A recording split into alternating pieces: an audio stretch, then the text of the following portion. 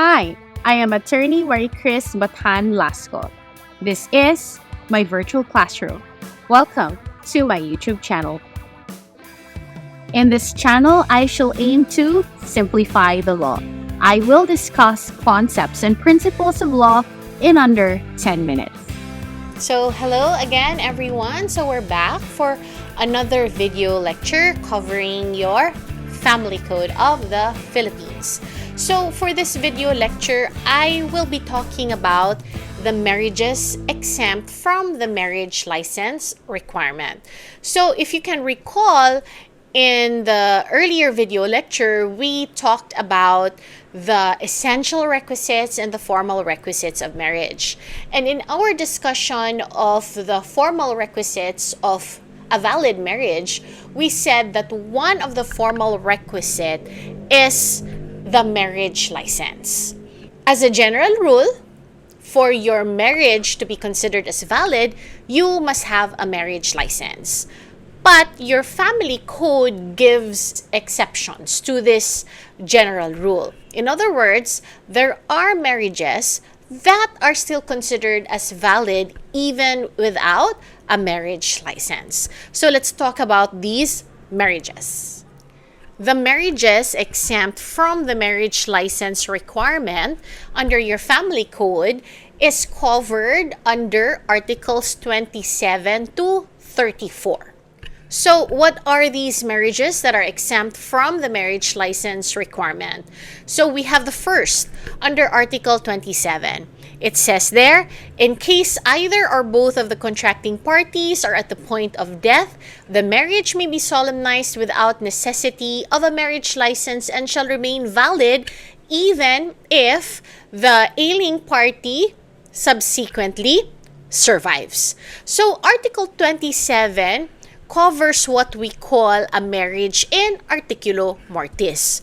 In other words, either one of the contracting parties or both contracting parties are at the point of death. So if they want to get married, even in that state, they are not required to obtain a marriage license. So supposing A and B would like to marry each other and A is at the point of death, they can still marry and their marriage is considered valid even if they don't get a marriage license.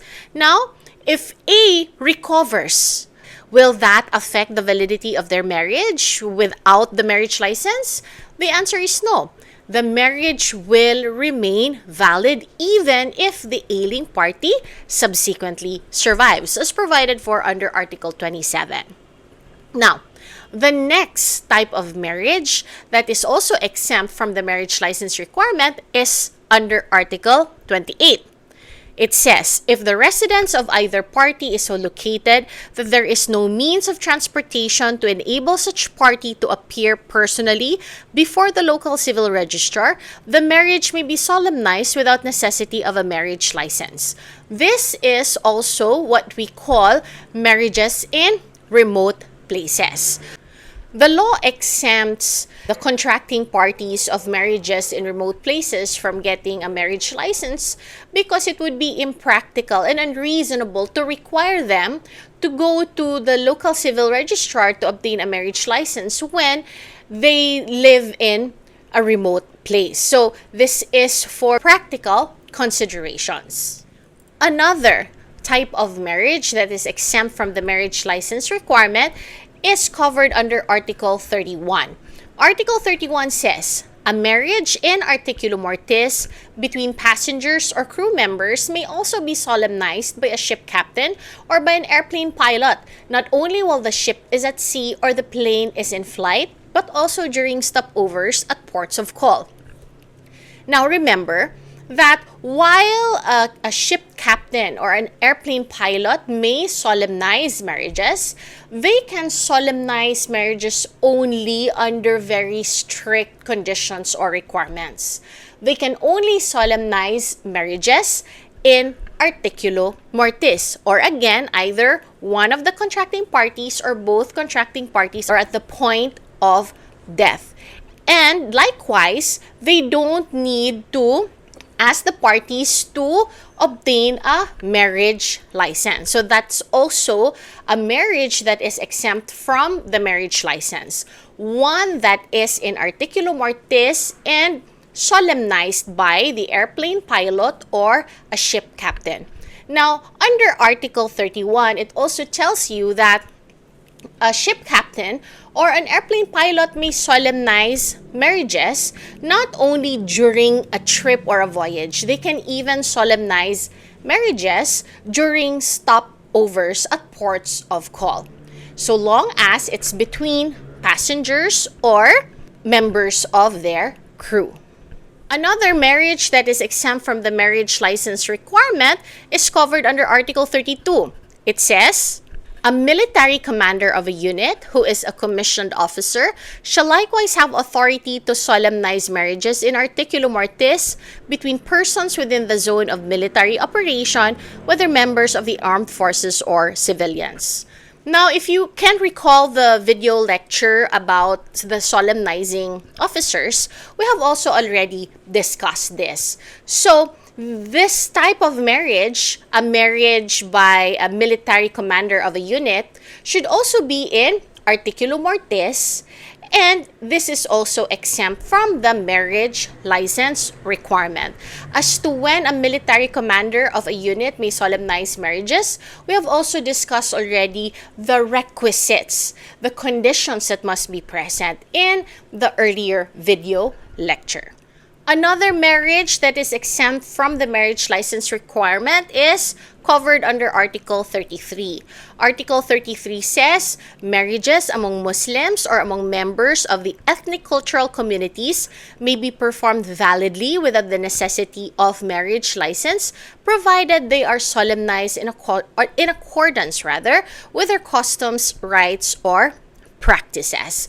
So again, this type of marriages among Muslims or among members of ethnic cultural communities, they're also exempt from the marriage license requirement, but the solemnization of the marriage must be in accordance with their customs and or their rites. Lastly, a marriage that is also exempt from the marriage license requirement is that which is found under Article 34 of the Family Code. It says, no license shall be necessary for the marriage of a man and a woman who have lived together as husband and wife for at least 5 years and without any legal impediment to marry each other.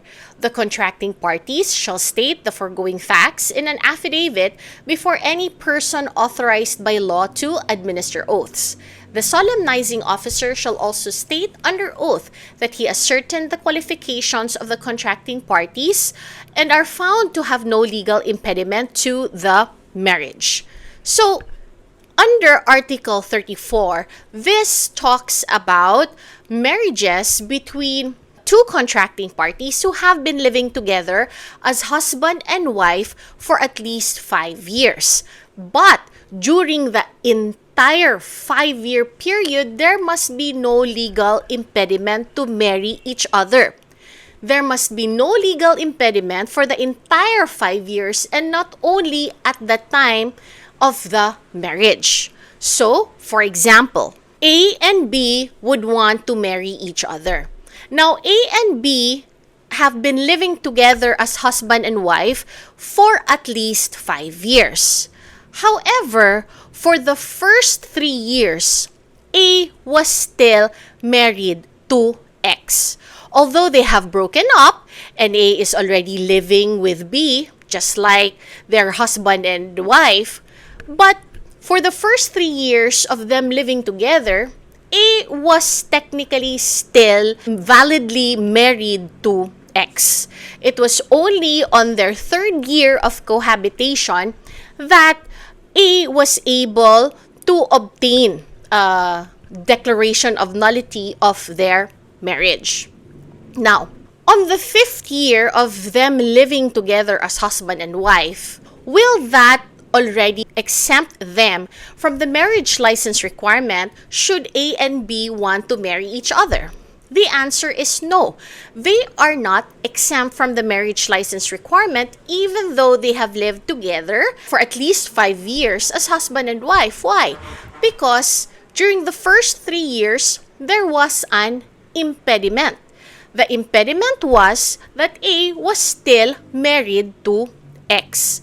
Again, for them to be exempt from the marriage license requirement, the entire duration of their cohabitation of at least 5 years must be with no legal impediment. Now, does that mean that they cannot marry each other on the 5th year? They can, but they still need to get a marriage license. Another example, supposing X and Y have been living together as husband and wife for 5 years.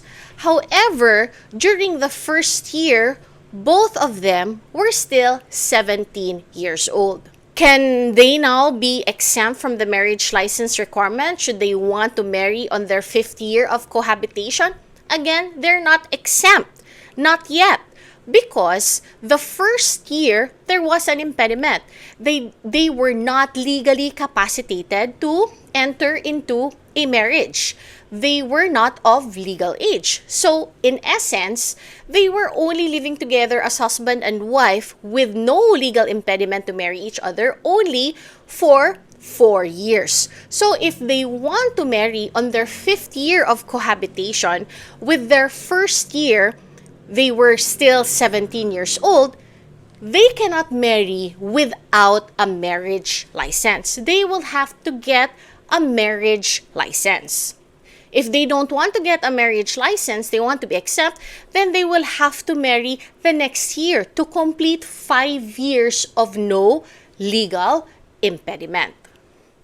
Now you might ask, why the special treatment on couples that have been living together as husband and wife with no legal impediment to marry each other for at least 5 years?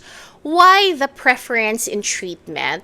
Why are they exempt from the marriage license requirement versus other couples? The reason behind this is found in the explanation of the Supreme Court in the case of Ninyal versus Bayadog, GR number 133778. The Supreme Court explained the reason for the exemption in the marriage license requirement.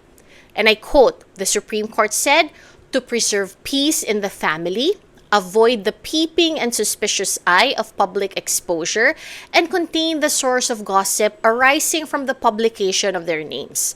The law deemed it wise to preserve their privacy and exempt them from that requirement. What does the Supreme Court mean about all of that? It tells you that the reason why these couples are exempt from the marriage license requirement is to avoid gossip. Why does it create gossip? Because if you can recall, for you to get a marriage license, you will have to apply for it. And one of the requirements is for the local civil registrar to publish the application of a marriage license. Now, if the couple has been living together as husband and wife, most people, most of their neighbors might think that they are in fact already married. But when these neighbors, the people around them will see the publication of their names that they are applying for a marriage license, then it will create gossip. The people will know that all those years that they were living together as husband and wife, they were actually not husband and wife. So to avoid gossip, to keep peace in the family, the law deemed it necessary to exempt them from the marriage license requirement. Another scenario. Now, what if the couple who wanted to be exempt from the marriage license requirement lied in their affidavit?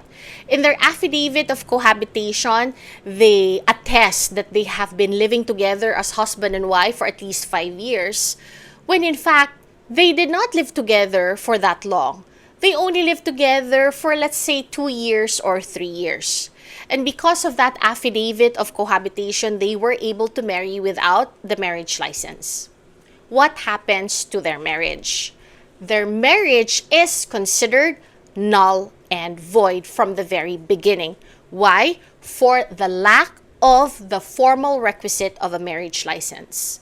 This is not a mere irregularity because they are not exempt from the marriage license, only having lived together for at least 2 or 3 years. They did not complete the 5-year cohabitation with no legal impediment to marry each other. They lied in their affidavit. Since they only lived together short of the 5-year period that could exempt them, then they should have obtained a marriage license. But because they did not, there is now a total lack of one of the formal requisites. And a lack of one of the formal requisites of a valid marriage will, of course, make the marriage void ab initio, or void from the very beginning. So that's it for the marriages exempt from the marriage license requirement. I hope that you have learned something from this video lecture, and I will see you in the next. If you find this video helpful, please click like, subscribe, and that notification bell so that you will be notified of new video uploads. Thank you for watching. See you next time in MBL Classroom.